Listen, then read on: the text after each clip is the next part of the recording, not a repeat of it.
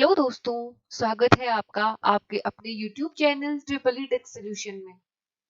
आज के सेशन में हम डिस्कस करेंगे यूटिलाइजेशन ऑफ इलेक्ट्रिकल एनर्जी के इम्पोर्टेंट एमसीक्यूज। तो आज की वीडियो स्टार्ट करने से पहले चैनल को सब्सक्राइब कर दें और वीडियो को शेयर कर दें। तो चलते हैं, स्टार्ट करते हैं आज का मजेदार सेशन। क्वेश्चन नंबर 1 से, in arc welding open circuit voltage is used. देखिए, जो आर्क वेल्डिंग होती है उसमें ओपन सर्किट वोल्टेज कितनी होनी चाहिए। जो आर्क वेल्डिंग होती है इसमें ओपन सर्किट वोल्टेज की रेंज लगभग होनी चाहिए आपके 100 वोल्ट तक की, और जो शॉर्ट सर्किट करंट का रेंज होता है वो होना चाहिए 1000 एम्पियर तक। तो आर्क इनिशिएट करने के लिए ओपन सर्किट वोल्टेज लगभग 100 वोल्ट बनाना जरूरी होता है। तो यहाँ पे ऑप्शन बी राइट हो जाएगा। The widest application of laser welding is. जो लेजर वेल्डिंग होता है, जो लेजर वेल्डिंग यूज होता है वो किस एप्लीकेशन में मेजरली यूज करते हैं हम। ऑप्शन नंबर ए है heavy industry, option B structural work, option C process industry, option D electronic industry. तो देखिए, जो लेजर वेल्डिंग होती है, लेजर वेल्डिंग इसमें एनी टू मेटल और थर्मोप्लास्टिक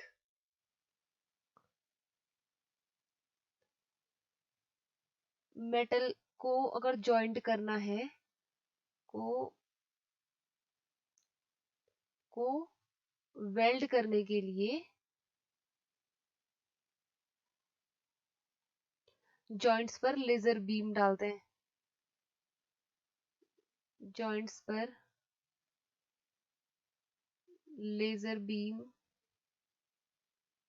डालते हैं, इसे बोलेंगे हम लेजर वेल्डिंग। तो लेजर वेल्डिंग का मेजरली यूज होता है इलेक्ट्रॉनिक इंडस्ट्री में, क्योंकि यहाँ पे कंपोनेंट बहुत ही छोटे छोटे होते हैं। तो इनको वेल्ड करने के लिए हम किसी बड़ी प्रोसेस का यूज नहीं करेंगे, लेजर वेल्डिंग से ही इन्हें वेल्ड किया जाता है। तो अब चलते नेक्स्ट क्वेश्चन पे। The voltage used in resistance welding is generally kept between। Option A है 4 से 12 वोल्ट, ऑप्शन बी है 12 से 20 वोल्ट, ऑप्शन सी है 20 से 28 वोल्ट, ऑप्शन डी है 28 से 36 वोल्ट। सबसे पहले इसका आंसर हम देख लेते हैं कि जो रेजिस्टेंस वेल्डिंग होती है इसमें जो वोल्टेज रेटिंग होती है ये होती है 4 से 12 वोल्ट के बीच। अब डिस्कस कर लेते हैं। देखिए, रेजिस्टेंस वेल्डिंग जो होती है इसमें किन्हीं दो मेटल, अब वो सिमिलर या डिसिमिलर कुछ भी हो सकते हैं, इसमें हम करंट पास कराते हैं। करंट पास करेंगे और जो हीट जनरेट होगी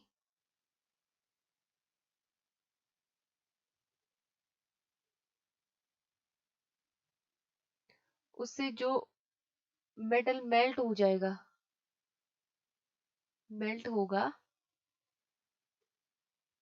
वो, और मेल्ट होगा, और फिर हम जब दोनों पे ये फिर किसी एक पे प्रेशर अप्लाई करते हैं, प्रेशर अप्लाई करेंगे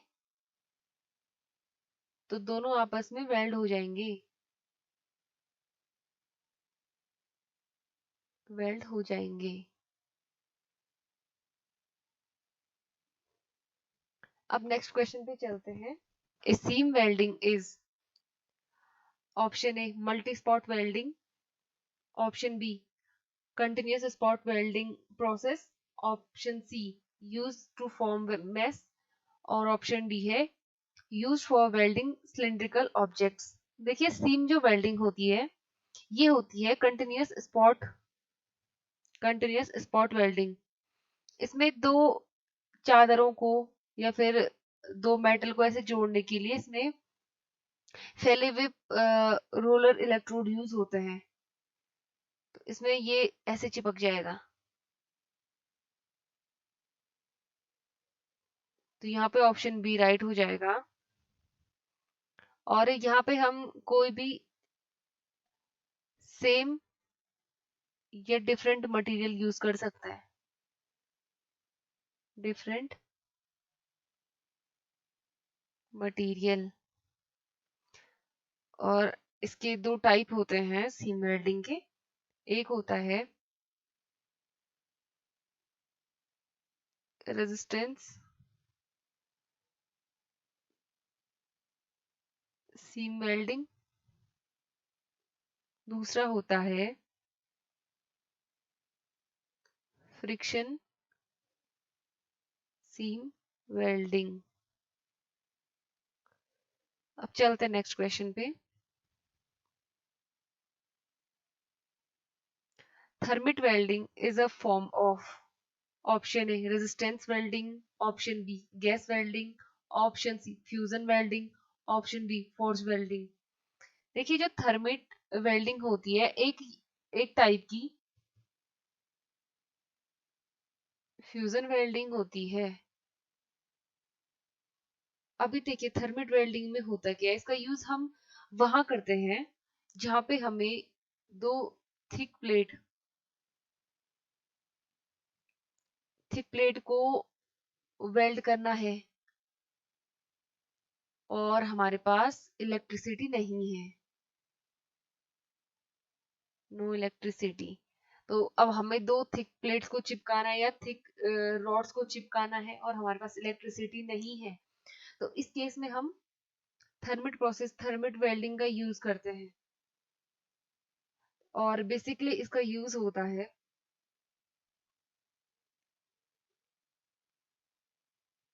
रेलवे ट्रैक के जॉइंट्स में।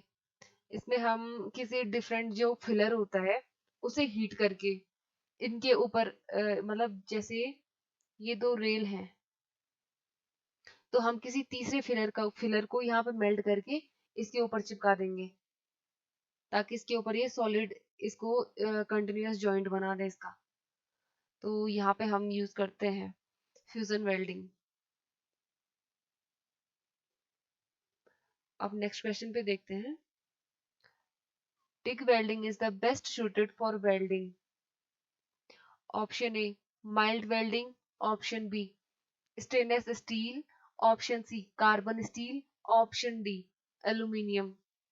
सबसे पहले देखिए जो टीआईजी होता है इसका मतलब होता है टंगस्टन इनर्ट गैस वेल्डिंग। जो टिक वेल्डिंग होती है ये बेस्ट सूटेड होती है एल्यूमिनियम के लिए।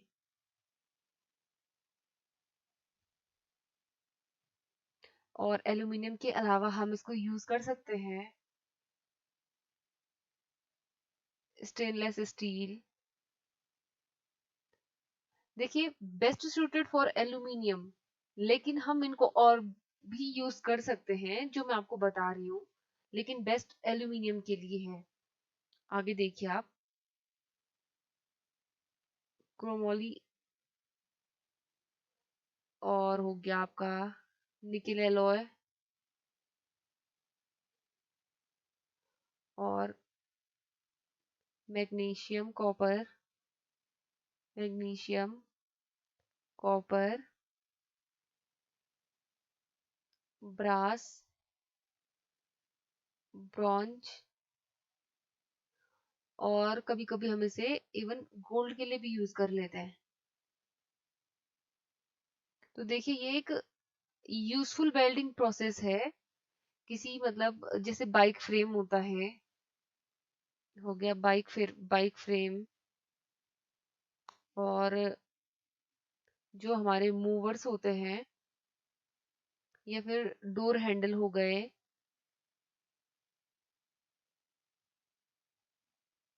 तो इनके यूज के लिए हम टिक वेल्डिंग का मेजरली यूज करते हैं। तो यहाँ पे ऑप्शन डी हो जाएगा राइट हमारा, एल्यूमिनियम।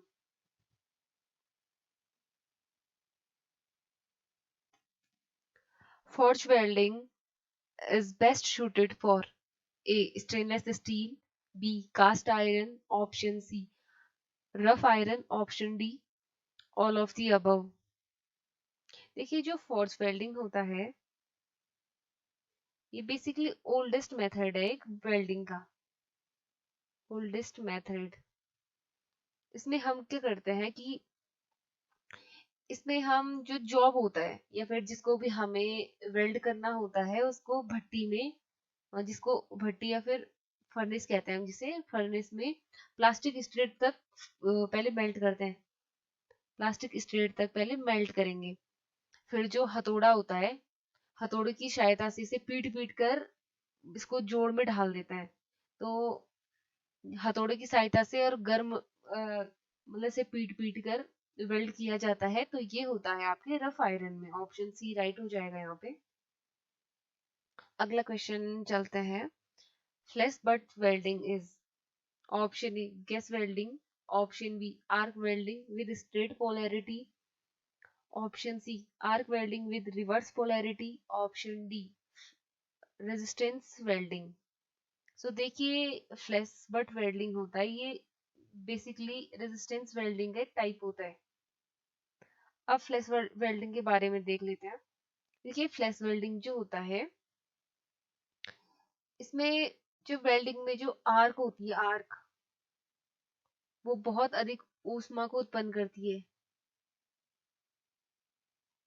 जो भी जो हमारे वेल्डिंग मटेरियल होते हैं उनके अक्रॉस जो आर्क बनती है वो बहुत अधिक मात्रा में ऊष्मा उत्पन्न करती है, जिससे दोनों मेटल के जो एंड्स होते हैं वो कॉन्ट्रैक्ट होते हैं। और कॉन्ट्रैक्ट होने के साथ साथ क्योंकि इलेक्ट्रोड तो दोनों एक पॉजिटिव होगा एक नेगेटिव होगा, तो इसमें एक रेजिस्टेंस, दोनों के बीच में एक रेजिस्टेंस क्रिएट होने लग जाता है, जिसे ये मेल्ट होके, ये जिसके थ्रू ये वेल्डिंग कराई जाती है, इसलिए इसे रेजिस्टेंस वेल्डिंग का टाइप कहते हैं। अब देखिए इसके जो फायदे हैं, इसमें होता है कि शक्ति की आवश्यकता कम होती है,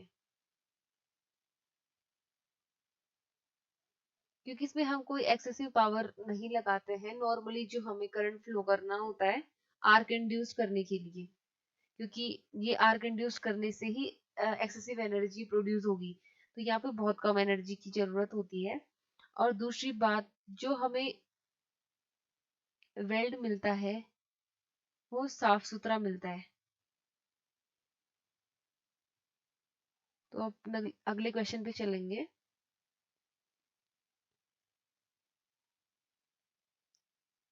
the following welding process used consumable electrode, मतलब ऑप्शन में दिए गए कौन सा ऐसा वेल्डिंग प्रोसेस है जिसमें इलेक्ट्रोड कंज्यूम होता है, मतलब इलेक्ट्रोड घटता जाता है। ऑप्शन ए है टिग वेल्डिंग, ऑप्शन बी है मिग वेल्डिंग, ऑप्शन सी है थर्मिट वेल्डिंग, ऑप्शन डी है गैस वेल्डिंग। सबसे पहले आप टिग में देख लीजिए, होता है inert gas,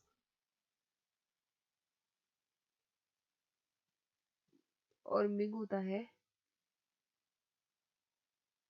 metal inert gas. MiG welding में यहाँ पे देखिए जो कंज्यूमेबल इलेक्ट्रोड यूज होता है वो होता है मिग वेल्डिंग में। मिग वेल्डिंग में इलेक्ट्रोड कंज्यूम होता है और इलेक्ट्रोड ही कंज्यूम होके वेल्ड का काम करता है। सो जो मिग वेल्डिंग होती है इसमें इनर्ट गैसेस जैसे आर्गन और हीलियम, आर्गन और helium as a shielding use होता है।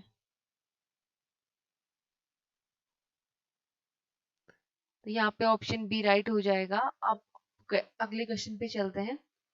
Pre heating is essential in welding for, preheating किसके वेल्डिंग में जरूरी होता है? Option A high speed steel, option B stainless steel, option C cast iron, option D हो गया जर्मन सिल्वर।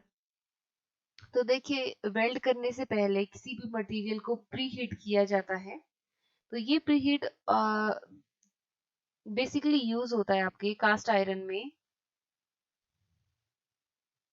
कास्ट आयरन और स्टेनलेस स्टील वगैरह में बहुत कम यूज होता है, लेकिन हम स्टेनलेस स्टील में यूज कर सकते हैं इसे। और हाईली कार्बन स्टील्स में और एलॉय स्टील में। तो यहाँ पे ऑप्शन सी सबसे सूटेबल है, कास्ट आयरन में। बेसिकली स्टील के साथ अदर अलॉय के मिक्सचर में इसे हम यूज करते हैं। The phenomena of weld decay occur in, जो वेल्ड डिके का फेनोमेना होता है वो कौन से वेल्डिंग में होता है? ऑप्शन ए है cast iron, option B bronze, option C stainless steel, option D carbon steel. तो ये फिनोमिना हमारा यूज होता है बेसिकली कास्ट आयरन में।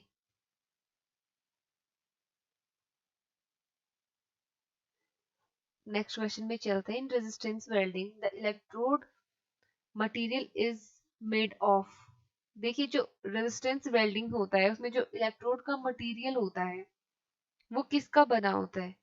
तो जो रेजिस्टेंस वेल्ड, ऑप्शन ए है कार्बन स्टील, ऑप्शन बी है स्टेनलेस स्टील, ऑप्शन सी है कॉपर, ऑप्शन डी है हाई स्पीड स्टील। सो जो रेजिस्टेंस वेल्डिंग होती है उसमें इलेक्ट्रोड कॉपर का बना हुआ होता है।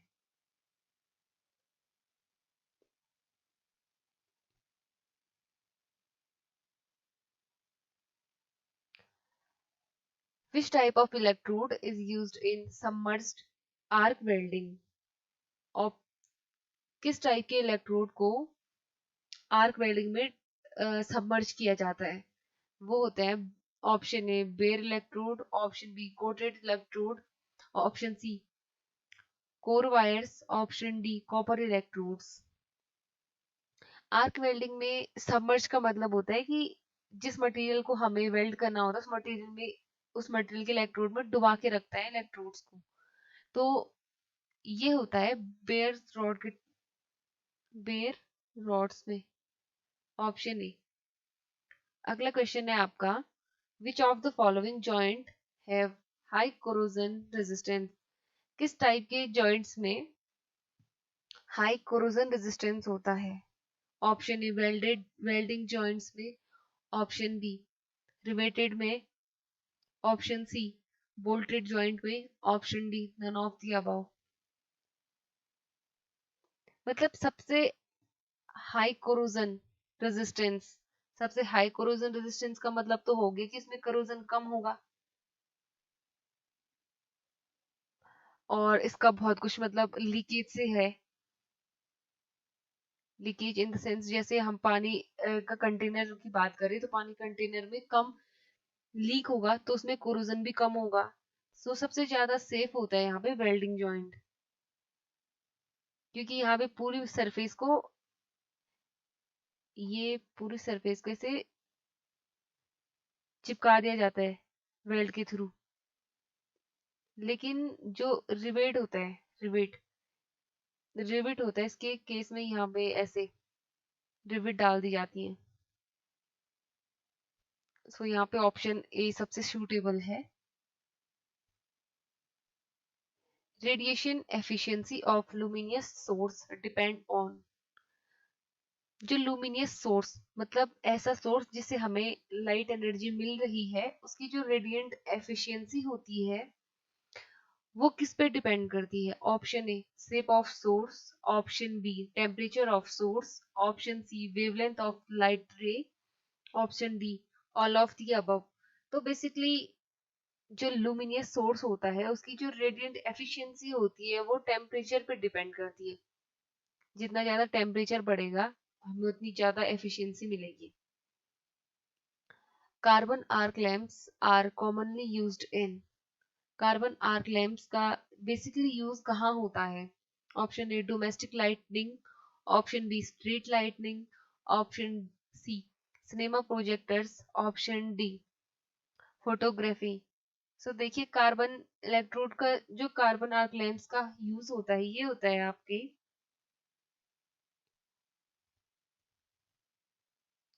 Cinema projector,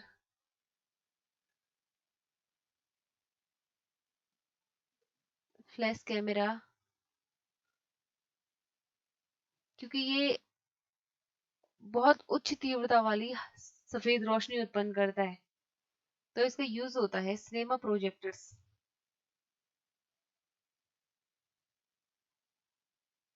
candela is the unit of, candela unit होती है option A luminous flux, option B luminous intensity, option C wavelength, option D none of the above. तो कैंडेला लुमिनियस इंटेंसिटी की unit होती है।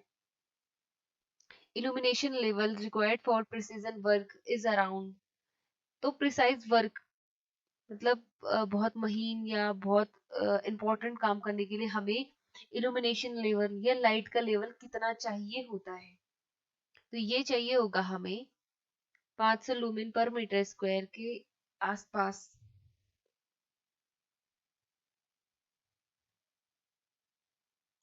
विच of the following lamp give nearly monochromatic light, कौन सा lamp ऐसा है जो हमें नियरली मोनोक्रोमेटिक लाइट देता है? Option A sodium vapour lamp, option B GLS lamp, option C tubelight, option D mercury vapour lamp. यहाँ पे देखिए एक ऑप्शन दिया है GLS lamp.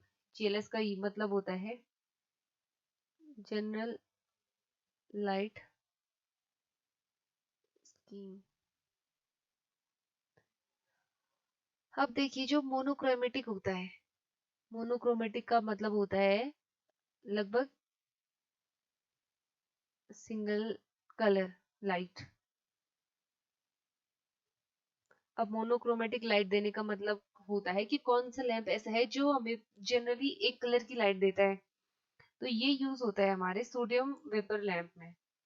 Sodium vapour lamp हमें मोनोक्रोमेटिक लाइट देता है। इसमें देखिए जो मेटल सोडियम है ये धीरे धीरे इसका टेम्परेचर जैसे बढ़ाते हैं, टेम्परेचर बढ़ेगा तो ये वेपोराइज हो जाएगा, और जो आयोनाइज्ड सोडियम होगा वो हमें मोनोक्रोमेटिक येलो लाइट देगा। अब चलते हैं नेक्स्ट क्वेश्चन पे। The illumination level in house is the range of, घर में जो इल्यूमिनेशन लेवल होना चाहिए लाइट का वो कितना होना चाहिए? ऑप्शन ए हो गया 10 से 20 लुमेन पर मीटर स्क्वायर, ऑप्शन बी हो गया 30 से 50 लुमेन पर मीटर स्क्वायर, ऑप्शन सी हो गया 40 से 75 लुमेन पर मीटर स्क्वायर, ऑप्शन डी हो गया 100 से 150 लुमेन पर मीटर स्क्वायर। तो यहाँ पे ऑप्शन डी राइट हो जाएगा, 100 से 140 लुमेन पर मीटर स्क्वायर। तो आज का सेशन हमारा यहीं तक था। अगर आपको मेरी मेहनत पसंद आई हो तो प्लीज चैनल को सब्सक्राइब कर दें और वीडियो को शेयर कर दें। Thank you.